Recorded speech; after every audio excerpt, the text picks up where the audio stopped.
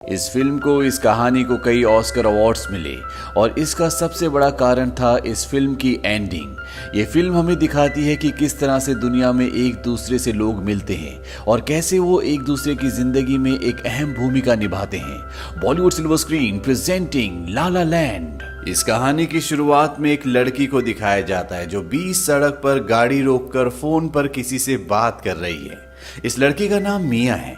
दरअसल ये फोन पर किसी से बात नहीं कर रही, बल्कि ये अपनी लाइनें याद कर रही है। ये लड़की एक एक्ट्रेस है और आज इसका ऑडिशन है। और तभी मिया की गाड़ी के सामने एक गाड़ी हॉर्न बजाते हुए रुकती है, क्योंकि उसकी गाड़ी को मिया की गाड़ी की वजह से साइड नहीं मिल रही होती।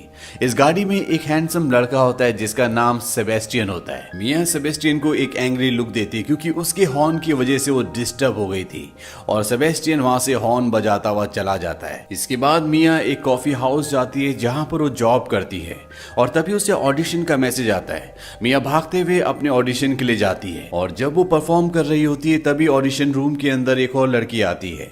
दरअसल कास्टिंग डायरेक्टर का कॉल आया होता है और इस वजह से मिया का ऑडिशन खराब हो जाता है। मिया अपने रूम में वापस जाती है जहां वो अपनी दो रूममेट्स के साथ रहती है।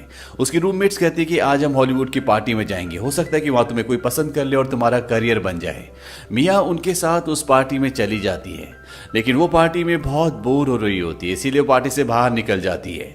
लेकिन जब वो बाहर आती तो देखती है कि उसकी गाड़ी वहां पर नहीं होती, क्योंकि उसने अपनी गाड़ी नो पार्किंग जोन में लगा दी थी। इसीलिए उसकी गाड़ी को पुलिस वहां से उठाकर ले गई होती है और अब मिया पैदल ही अपने घर की ओर जाने लगती है।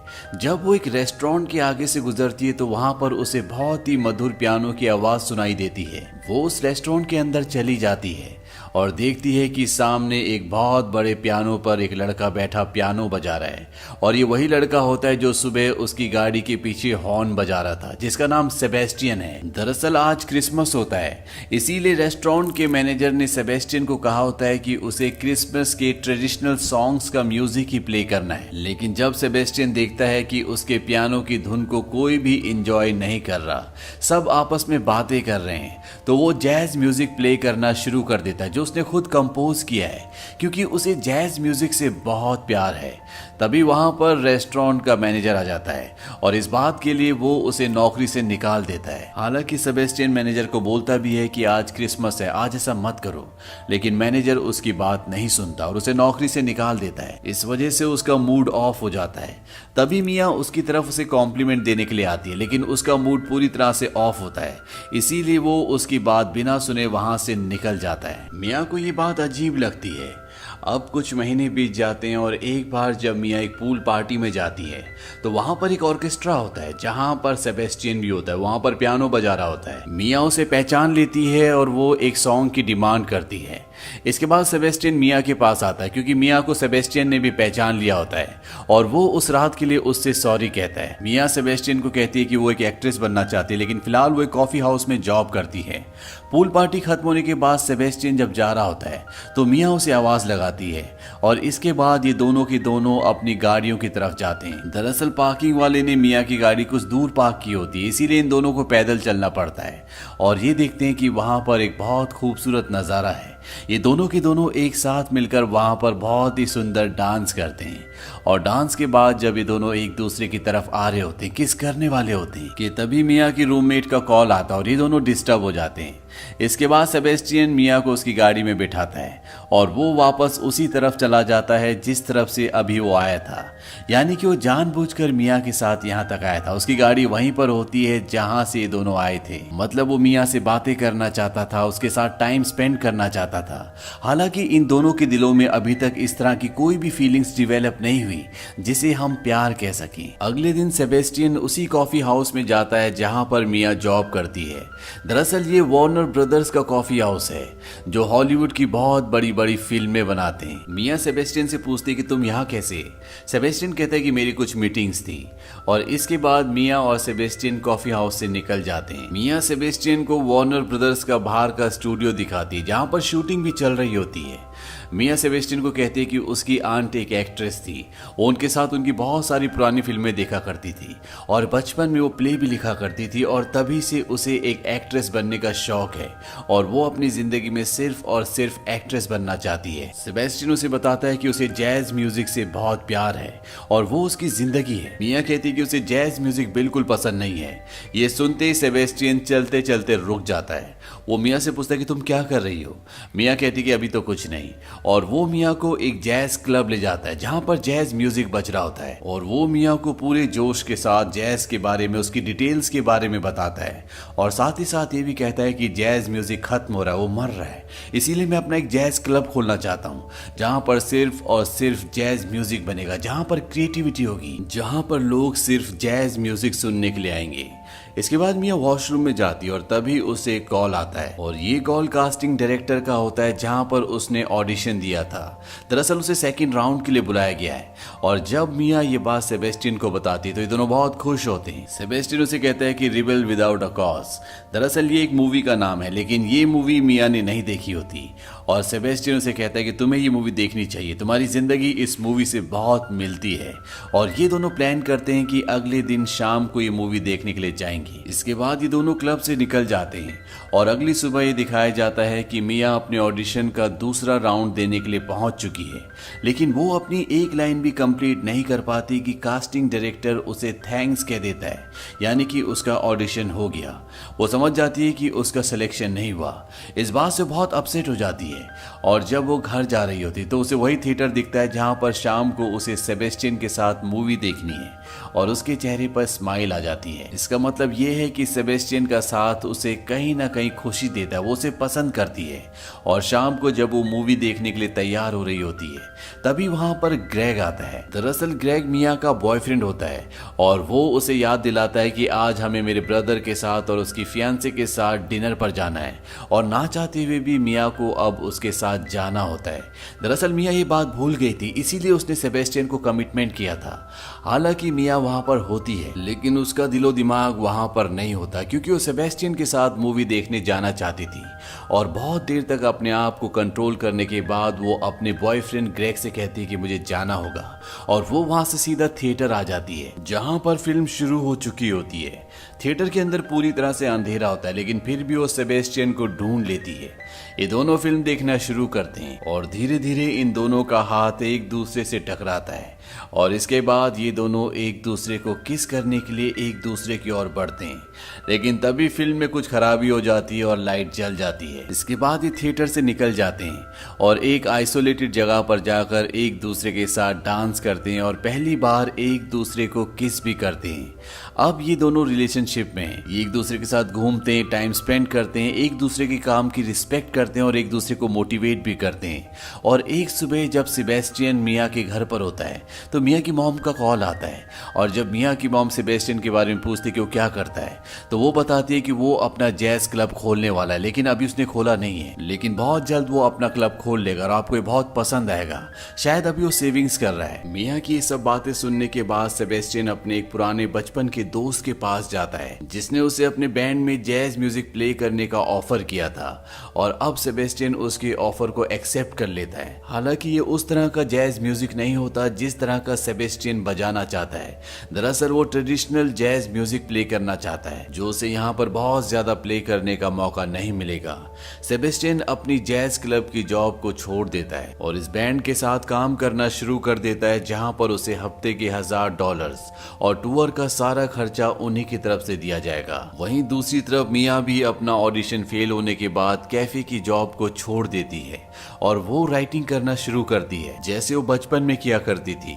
दरअसल सेबेस्टियन ने उसे सजेस्ट किया था कि उसे एक सोलो प्ले लिखना चाहिए और खुद उसे परफॉर्म करना चाहिए और अब ये दोनों के दोनों अपने करियर में, अपनी जिंदगी में आगे बढ़ने के लिए मेहनत करना शुरू करते हैं। सेबेस्टियन अपने दोस्त का बैंड ज्वाइन करने के बाद बहुत ज्यादा बिजी हो जाता है और लगातार टूर पर रहता है। उसकी लाइफ अब लगभग सेटल हो चुकी है, उसको फेम भी मिल रहा होता है। और एक रात मिया उसे कॉल करती है, वो उसे कहती है कि मैं तुम्हें मिस कर रही हूँ। और उसी रात सेबेस्टियन उसे मिलने के लिए आता है। और जब रात को ये दोनों डिनर कर रहे होते हैं तो मिया उससे पूछती है कि जो तुम म्यूजिक प्ले कर रहे हो क्या तुम उसे पसंद करते हो। वो कहता है कि मुझे नहीं पता और इससे क्या फर्क पड़ता है। मिया कहती है कि इससे फर्क पड़ता है, तुम ये काम नहीं करना चाहते थे, अब तुम सालों तक शोज में पियानो बजाओगे, जबकि तुम्हारा ड्रीम कुछ और था। तुम अपना जैज क्लब खोलना चाहते थे जहां पर प्योर जैज म्यूजिक बजेगा। सेबेस्टियन को उसकी बात समझ में नहीं आती। वो कहता है कि जब मैं नाकामयाब था तब तुम मुझे ज्यादा पसंद करती थी। और इन दोनों के बीच में यहाँ पर आर्ग्यूमेंट्स होना शुरू हो जाते हैं। सेबेस्टियन कहता है कि तुम भी ये चाहती थी कि मेरे पास एक परमानेंट जॉब हो, एक परमानेंट इनकम का सोर्स हो। वो कहते कि हाँ मैं ऐसा चाहती थी ताकि तुम अपनी जिंदगी का अपना अच्छे से ध्यान रख सको और साथ ही साथ अपने सपने को, अपनी जैज क्लब को स्टार्ट कर सको। सेबेस्टियन कहते हैं कि जैज कोई पसंद नहीं करता, तुम भी नहीं। मिया कहती है कि अब मैं जैज पसंद करती हूँ और इसकी वजह सिर्फ तुम हो। अगर इंसान किसी चीज के लिए पैशनेट हो तो लोग उसके पैशन को फॉलो करते हैं, उसे पसंद करते हैं और तुम लोगों को वो जैज याद दिला सकते हो जो जैज लोग अब भूल रहे हैं।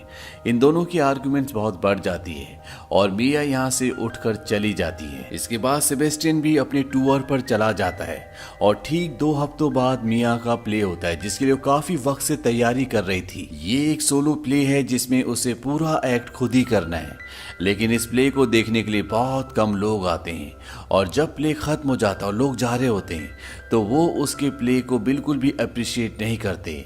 इस बात से मिया पूरी तरह से टूट जाती है। सेबेस्टियन भी इस प्ले को देखने नहीं आया होता है क्योंकि आज रात को उसका फोटो शूट होता है और जब वो वहां पहुंचता है तो प्ले खत्म हो चुका होता है। मिया इस बात से उससे बहुत नाराज होती है, साथ ही साथ इस बात से भी उसका दिल टूट गया होता है कि लोगों ने उसे अप्रिशिएट नहीं किया और ना ही लोग प्ले देखने के लिए आए। मैं अपने आप को और एम्बेरस नहीं कर सकती थी, मैंने जितनी कोशिश करनी थी कर ली, अब मुझसे नहीं होगा, मैं अपनी मॉम के घर जा रही हूँ। और वो सेबेस्टियन से नाराज होकर ब्रेकअप कर वहां से अपनी मॉम के घर निकल जाती है। कुछ दिन बाद सेबेस्टियन को एक कॉल आता है और ये कॉल एक कास्टिंग डायरेक्टर का होता है। वो कहती है कि मिया अपना कॉल रिसीव नहीं कर रही इसलिए हमने आपको कॉल किया है। दरअसल मिया ने एडिशनल नंबर में सेबेस्टियन का नंबर लिखवा दिया था और ये एक कास्टिंग डायरेक्टर का कॉल होता है जो मिया का प्ले देखने के लिए गई थी और अब वो चाहती है कि मिया उसकी फिल्म के लिए ऑडिशन दे। सेबेस्टियन को जब ये पता चलता है तो वो मिया की मॉम के घर जाता है और मिया को बताता है कि तुम्हारा शो एक कास्टिंग डायरेक्टर ने देखा था, उसे तुम्हारा काम बहुत पसंद है, वो एक बहुत बड़ी फिल्म बना रहा है और उस फिल्म के लिए वो तुम्हारा ऑडिशन लेना चाहता है। मिया कहती कि अब मैं काम छोड़ चुकी हूँ, मैं कोई ऑडिशन देने नहीं जाऊंगी, मैं हजारों ऑडिशन दे चुकी हूँ और हर जगह मुझे रिजेक्शन मिला है, शायद मैं इस प्रोफेशन के लिए नहीं बनी। सेबेस्टियन कहता है कि तुम सबसे बेहतर हो और तुम्हें मेरे साथ कल ऑडिशन देने के लिए चलना होगा, मैं सुबह 8 बजे तुम्हारे घर के बाहर गाड़ी लेकर पहुंच जाऊंगा। वो कहती मैं नहीं आऊंगी। सेबेस्टियन अगली सुबह घर के बाहर पहुंच जाता है और मिया तैयार होकर बाहर आती है, ऑडिशन देने के लिए जाती है और ऑडिशन के बाद वो सेबेस्टियन से मिलती है। सेबेस्टियन को पूरा यकीन है कि उसे इस ऑडिशन से फिल्म मिल जाएगी, लेकिन मिया का पास्ट एक्सपीरियंस ऐसा होता है जिसकी वजह से उसे अपने आप पर कॉन्फिडेंस नहीं है। सेबेस्टियन मिया को एनकरेज करता है कि जो वो अपनी जिंदगी में करना चाहती थी, जो वो बनना चाहती थी, वो सपना उसे कभी नहीं छोड़ना बल्कि अपनी पूरी जिंदगी को एक्टिंग के लिए डिवोट करना है। यहाँ पर ये दोनों ये भी डिस्कस करते हैं कि ये दोनों हमेशा एक दूसरे को प्यार करेंगे, लेकिन अब इनके रास्ते अलग अलग हैं, इन्हें अलग अलग अपनी जिंदगी को, अपने सपनों को चेस करना होगा। हालांकि सेबेस्टियन अब एक सक्सेसफुल म्यूजिशियन बन चुका है। धीरे धीरे वक्त बीतता है और 5 साल बाद हमें दिखाया जाता है कि मिया उसी कॉफी शॉप में जाती है जहां पर कभी वो जॉब किया करती थी और अब वो एक कामयाब एक्ट्रेस है। जब वो इस कॉफी शॉप में जॉब किया करती थी और यहाँ पर कोई सेलिब्रिटी आता था तो वो उन्हें इसी तरह से देखती थी आज जैसे सब उसे देख रहे हैं और ये उसका एक सपना था कि एक दिन वो इस कॉफी शॉप में इसी तरह से आए, जो कि आज उसका सपना पूरा हो चुका है। साथ ही साथ उसकी शादी भी हो चुकी है, उसकी एक बेटी है, वो अपनी जिंदगी में खुश है। लेकिन उसकी शादी सेबेस्टियन से नहीं हुई। उसके पति का नाम डेविड है और एक रात को जब मिया के हस्बैंड डेविड उसे एक जैज क्लब में ले जाते हैं तो मिया उस क्लब का लोगो देखती है और वो समझ जाती है कि ये सेबेस्टियन का जैज क्लब है, क्योंकि ये लोगो आज से कई साल पहले मिया ने सेबेस्टियन के जैज क्लब के लिए बनाया था जब ये दोनों रिलेशनशिप में थे। इसके बाद मिया देखती है कि सेबेस्टियन माइक पर कुछ बोल रहा होता है। सेबेस्टियन भी मिया को देख लेता है और कुछ पलों के लिए वो पूरी तरह से खामोश हो जाता है। दरअसल सेबेस्टियन का भी सपना पूरा हो चुका है। जिस तरह का जैज क्लब वो हमेशा से खोलना चाहता था, अब उसने वो जैज क्लब खोल दिया है और इसके बाद वो अपना और मिया का फेवरेट लव नंबर पियानो पर प्ले करता है और जब वो नंबर बजता है तो मिया और सेबेस्टियन दोनों अपने सपनों की दुनिया में खो जाते हैं।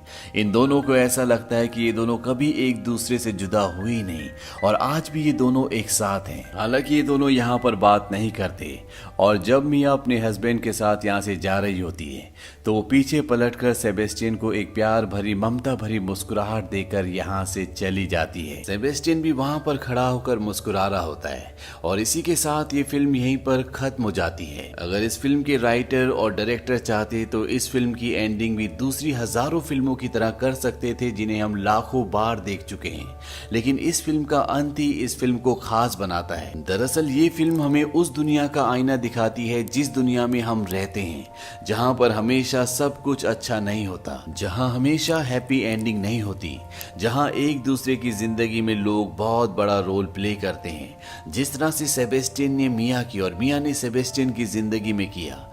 अगर सेबेस्टियन की जिंदगी में मिया नहीं आती तो वो कभी भी अपने दोस्त का बैंड ज्वाइन नहीं करता और बहुत बड़ा पियानिस्ट नहीं बन पाता और बाद में ना ही अपने सपने को पूरा कर पाता जो कि उसे जैज क्लब खोलना था।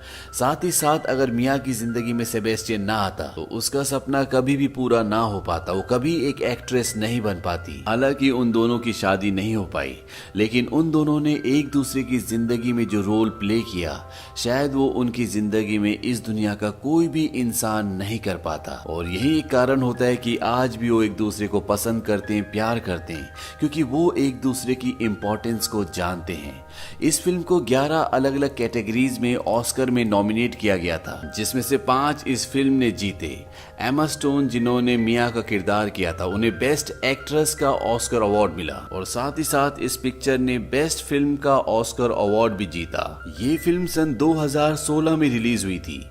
IMDb पर इसकी रेटिंग है 8। इस फिल्म का बजट था $30 मिलियन और बॉक्स ऑफिस पर इसने कमाई की थी $447.4 मिलियन की।